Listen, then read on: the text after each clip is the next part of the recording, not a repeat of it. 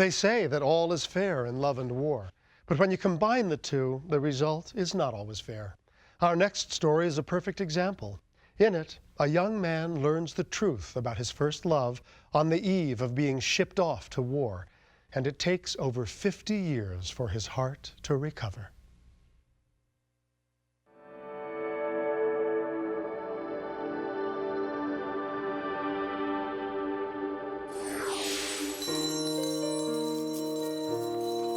It all began in 1937 when the state of Alabama closed its country schoolhouses in order to bus students into nearby townships. One of those students was a 10-year-old country boy named Hoot Thomas. Inside.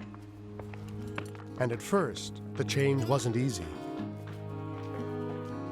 I'd been used to going into the country school in my neighborhood. I knew everybody out there. But now Hoot found himself in a room full of strangers. Good morning, class. We will start with mathematics today. There was one stranger who caught Hoot's eye from the very beginning. Her name was Ines Miller. She was sitting a little bit to my right and one seat back. I thought she was the prettiest girl in the whole school, so I just took a liking to her. I don't remember really noticing him in school.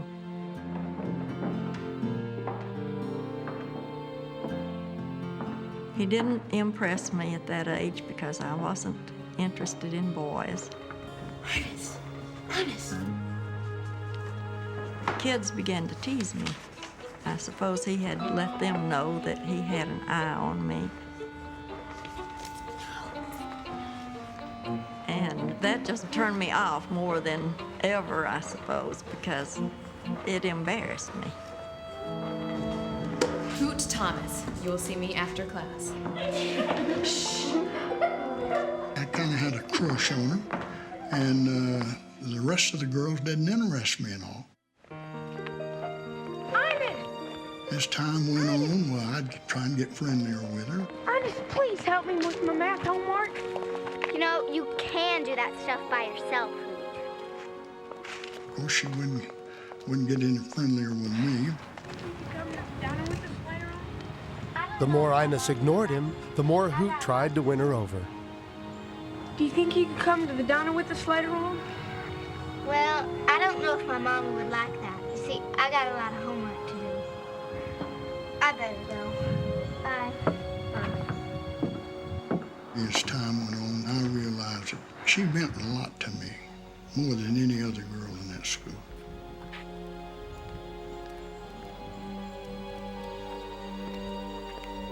I'll come and visit you whenever I can. And then, Hoot's parents decided to move to Chicago, nearly 600 miles from Boaz, Alabama, and a world away from the young girl he fancied. Bye. Bye.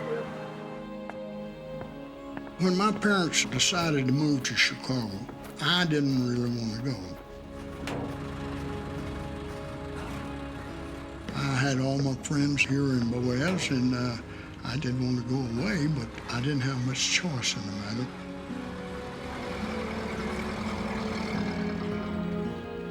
He and his parents moved away.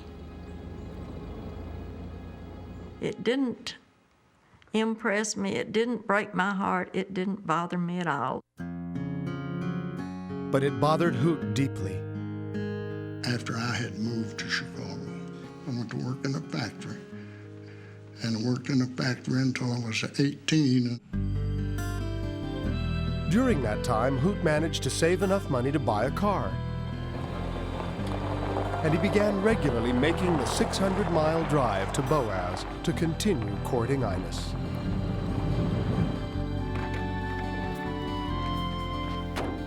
He began to drop by, mostly unannounced because we didn't have telephones back then.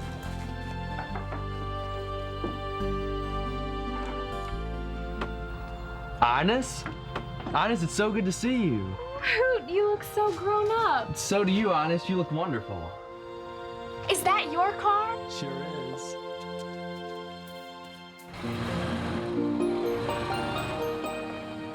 Hoot would take Ines for long drives, and they'd often meet up with friends at a local diner. This isn't going away. I really do need to go.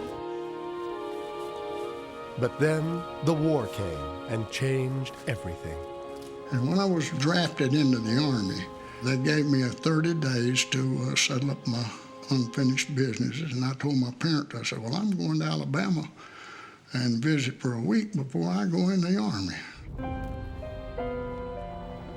Once again, Hoot drove to Boaz to say goodbye to his sweetheart.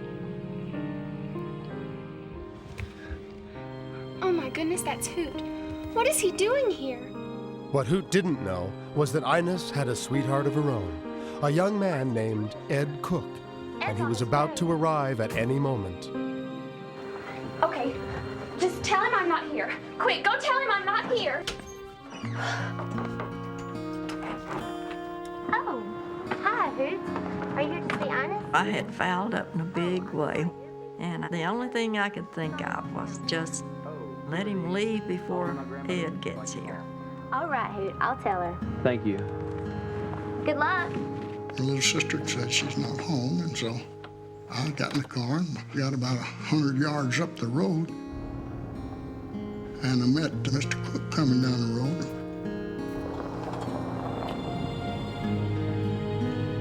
I realized then that she was home, and she knew he was coming to see her.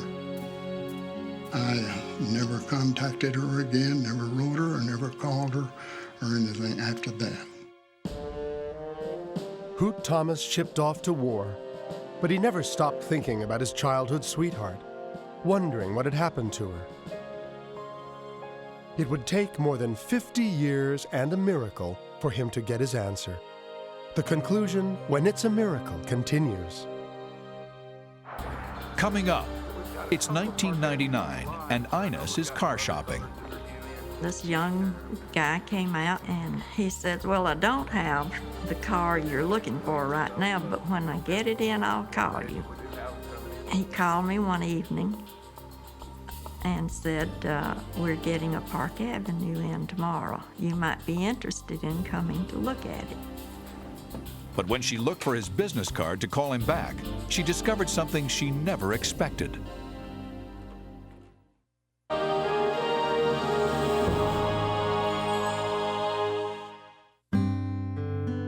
When Hoot Thomas was drafted in 1944, he left for war with a heavy heart, having just discovered that his childhood sweetheart was in love with another man. But life went on for Hoot. After the war, he married and had children. Still, he often wondered what had happened to Ines Miller. Ines had married her boyfriend, Ed Cook, and together they shared 24 years of wedded bliss until Ed passed away at the young age of 45, leaving Ines to raise their children alone. He was such a wonderful husband and father that I never was interested in going out with another single man, and I just adjusted, and I was very happy in my single life. I just never even thought of dating or wanting anyone in my life. I thought I was complete. And then one day, 30 years later, fate stepped in and played its hand.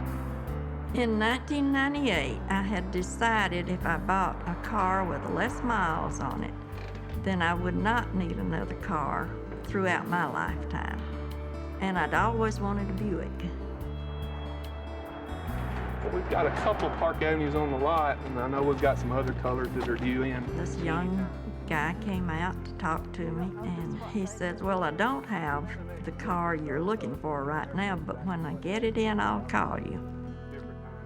He called me one evening and said, we're getting a Park Avenue in tomorrow. You might be interested in coming to look at it. So I told him I would. The next morning, Ines wasn't feeling well, and so she decided to call off the appointment. But when she looked for the salesman's business card, she couldn't find it anywhere. She then got out a phone book and looked up the number for the used car lot. But what should have been a simple call was about to get very complicated. When I dialed the number, instead of saying, okay, used cars, somebody says, Hello? hello, may I speak with David Scott? This is Ines Cook. I'm calling about a car he has for me. And this guy says, there's nobody here but that name. I'm sorry. No, wait a minute, don't hang up. So you're the same Ines I knew 100 years ago going to school in Boaz? I said, well, I went to school in Boaz. I was Ines Miller, but I have the wrong number and I'm sorry. Well, wait a minute, that's okay. How you been doing these years? Well, I'm doing fine. Who am I speaking with? And he said, do you remember a Hoot Thomas? And I said, well, that's who you got, but I'm not a car dealer, and I don't work at a car lot. Well, I wasn't about to let her get off of the wire until we had some further conversation. And I'm thinking, if I were your wife, I would be angry by this time. I finally said, well, how are y'all doing? And he said, there's nobody here but me. My wife died a year or so ago. Hoot asked Ines to dinner, and against her better judgment, she accepted. Good evening. Welcome to Willie J's dinner. And I'm thinking in my head I wouldn't like to go, but for some reason I ended up giving in and told him we would go to Martin's in Gunnersville, and that way nobody that I knew would see us together. To sit and talk about this. We had a real nice evening together to sit talking old times. You know, Ines, you're more beautiful now than you were in the 4th grade. Thank you, but you know how Mother didn't like us talking about these things, so let's order our meal and get on with the evening. And I thought, if he thinks I'm impressed, he is out of his mind. Just take me home. And then we went back to Boaz, and I dropped her off at her house, and that was the end of that first so-called date or meeting or whatever you might want to call it at that time. This is going nowhere. Nothing had changed in over 50 years. Just as when they were children, Hoot continued to pursue Ines, and Ines continued to rebuke him. And it is a very nice. She had been a widow for 30 years and hadn't been interested in no man. And one day, I asked her if she'd like to get married again. No, she wouldn't get married. So I said, okay. I never argued with her about it. Walking trail when we walk around. But the more time Hoot spent with Ines, he realized just how much he wanted to marry this girl who had captured his heart in the 4th grade. I must have proposed to her 3 or 4 times, and every time she said no. Finally, I told her, I said, well, if you ever learn how to love me, I'm going to marry you. And she just laughed at me. One night, after he had come to the house a few times, Hoot brought me an Afghan. I brought you a little token of appreciation. That is absolutely. And as we were standing and looking, thoughtful of you to bring, his lips just touched my forehead. If I had really considered it being a kiss, I probably would have smacked him, but I didn't, and it didn't register with me until about 3 o'clock the next morning. I woke up and I thought, he kissed me. Right on the forehead he did. And from that time on, I loved the man. I just instantly fell in love with him. Finally, one day, one evening, she says, you can put a ring on my finger anytime you want to. Well, that just thrilled the old boy's heart to death, so.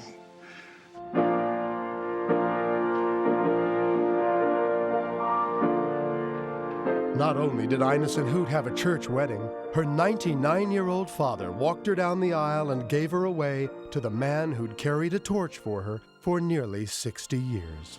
Ladies and gentlemen, may I present Mr. and Mrs. Leland Thomas.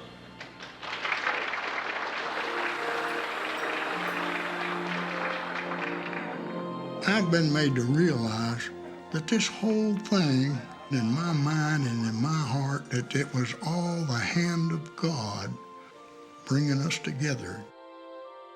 We're both almost 75, and I don't expect to have too many more years left. But I'm thrilled that I'm going to be able to spend them all with my childhood sweetheart and the girl that I had thought about many, many times down through the years. I think God had us in His hands all this time, and He knew exactly where we were going to meet again and how it was going to be. But I cannot explain it. It was just a miracle.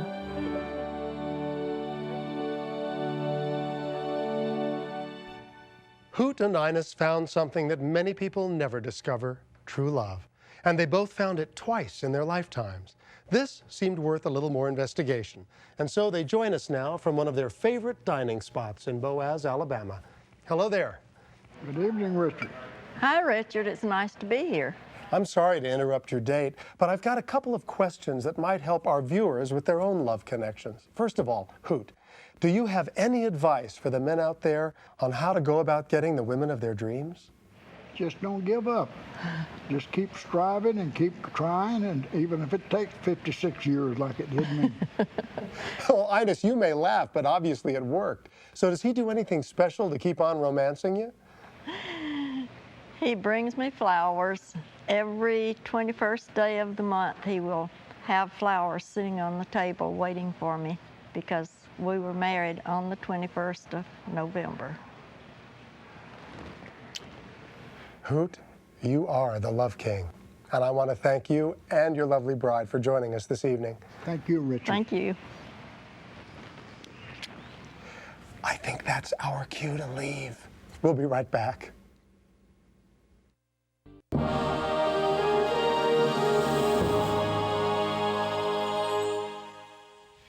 If you believe there's an important purpose in each of our lives, that we're born to fulfill some greater destiny, then you'll appreciate our next miracle cure. It's the story of one family who battled a series of medical problems, only to discover that their greatest strength would come from within.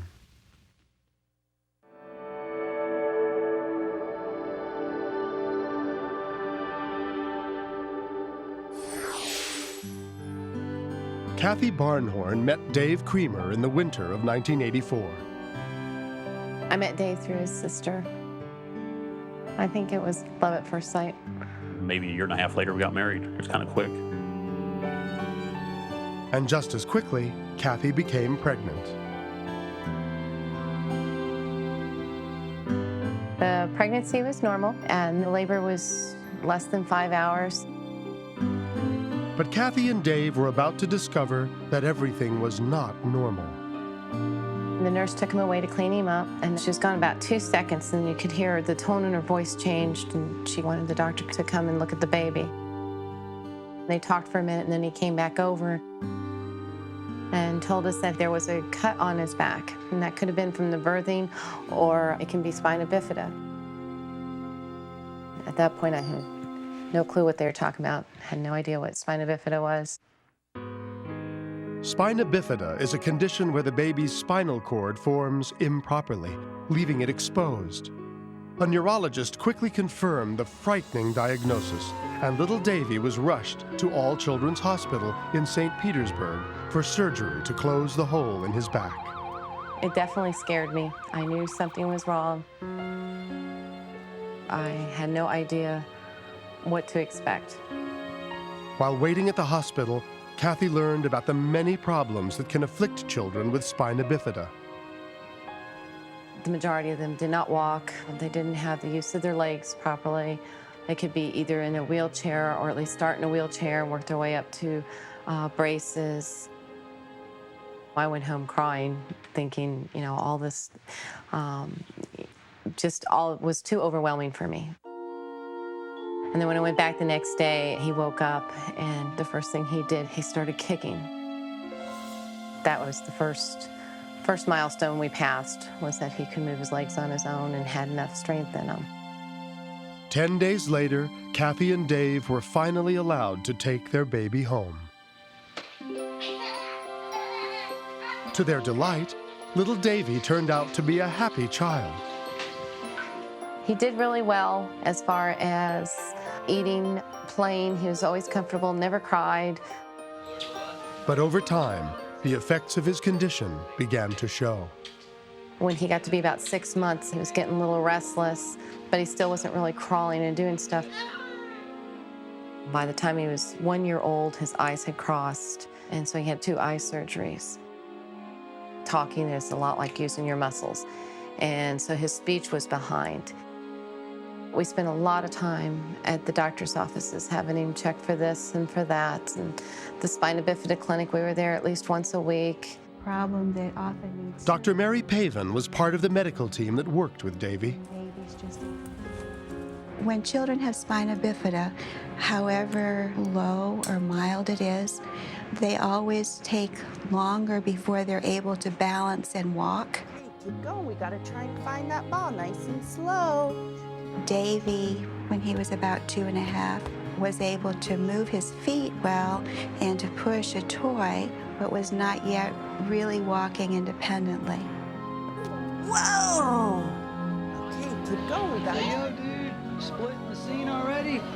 He'd have little signs every now and then that he was coming along, but it's still, I mean, in the back of your mind, you see your friends' kids being that far ahead of his progress, and so it kind of was a little discouraging at times. When Kathy became pregnant with their second child, they tried not to worry about the possibility of another spina bifida baby. We figured the odds were actually in our favor.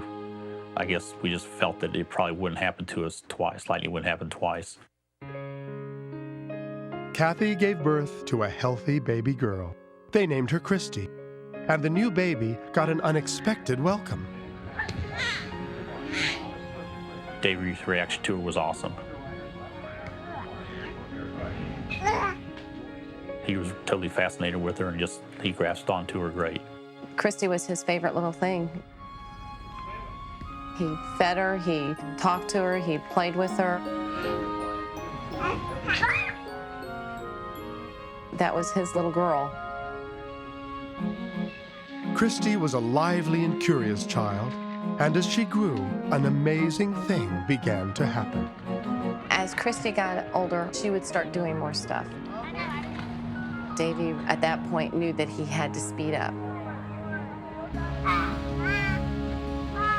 When she started babbling, he would repeat the things that she was saying. So his vocabulary increased with hers. Grab my hand, Davy. Let's go. Come on. Davy also learned to walk. As soon as she started looking like she was going to take off, well, he started really working hard at it. We made a big deal about being the big brother. So he's made sure he stayed one step ahead of her. Thanks to Christy's help, Davy beat all the odds. When they said, well, he would need the crutches, well, he never needed the crutches. When the physical therapy was over, we put him in Taekwondo, which has really done wonders. And it might not have happened if it weren't for the miraculous relationship between these two siblings. From the time she was born, she gave him something else to go by. She's going to do this, and I better be able to do this, too. She was the best thing for him. But tragedy was about to strike their lives again, in a way that no one could have predicted.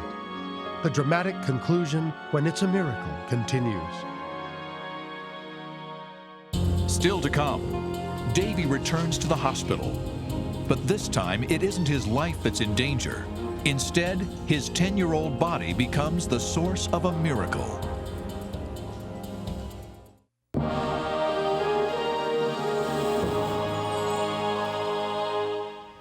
When Davy Creamer was born with spina bifida, his family feared he would never live a normal life. But thanks to the strong bond with his younger sister, Christy, Davy beat all the odds. Everything was going great. Davy was doing his Taekwondo. Christy was cheerleading. Everybody was well. And then suddenly, Christy became ill. Go back to sleep, okay? She got sinus problems, and then she got paler. She was throwing up all night, and I knew she was dehydrated. I called the doctor, And the doctor said, just come in early. When I picked her up, she has this beige blanket she's had since she was a baby. And we're walking out to the car, and I noticed she was just as white as the beige blanket. Her eyelids were black, her lips were black. I was really scared I had waited too long. Be there pretty soon. With a terrible sense of deja vu, Kathy once again raced to All Children's Hospital, where Dr. Chris Rosbach examined her daughter. I was quite concerned about her condition. Take a deep breath. We obtained blood work, complete blood count, and found that her blood cells were all low. I was not sure what she had, but I was worried that she might have a cancerous condition, and leukemia was on the top of my list. A bone marrow test confirmed the doctor's worst fear. Christy had a rare form of leukemia and would have to endure months of blood transfusions, radiation, and chemotherapy. She could go on with transfusions, but only for about 6 months. The chemotherapy, the radiation, nothing was really going to cure this. We were really afraid we were going to lose Christy. The only therapy that we could offer with the hope for cure was bone marrow transplantation. Okay, need you to hold real still for me now. But finding a donor would not be easy.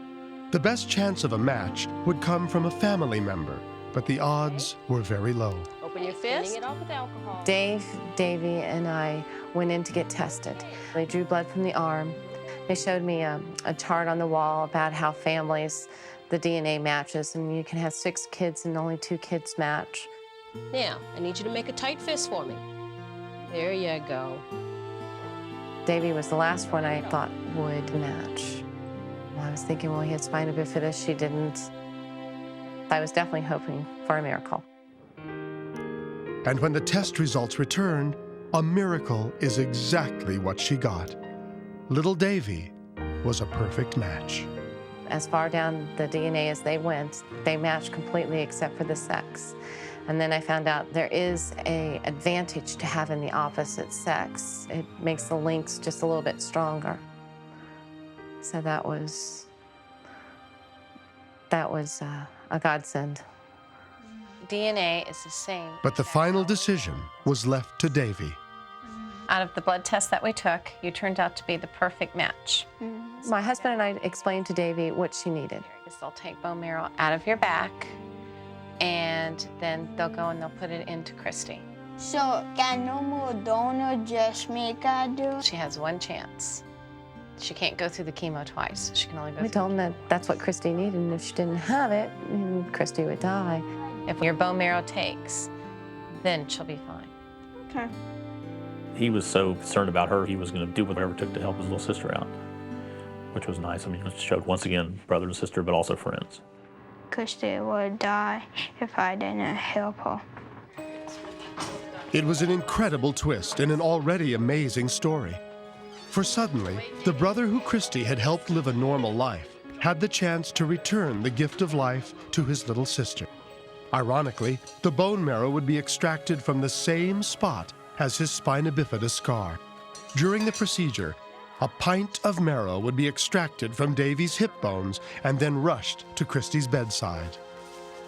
The doctor comes in and he's carrying this red pouch, and it was the bag with the bone marrow in it. They hooked it on a hook and plugged it into her little IV, and she sat there and played Nintendo while she was getting this life-saving bone marrow transplant. The results were immediate and impressive. The new marrow from Davy grew very quickly. These new cells were making all the red cells, blood cells, and platelets that she had previously had in very limited numbers. Give a big thank you to your brother. Well, look at the camera and say thank you to Dave.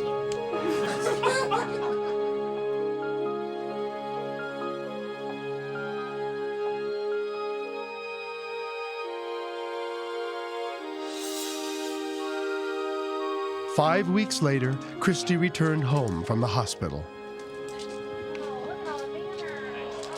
And 2 years later, she is still leukemia-free.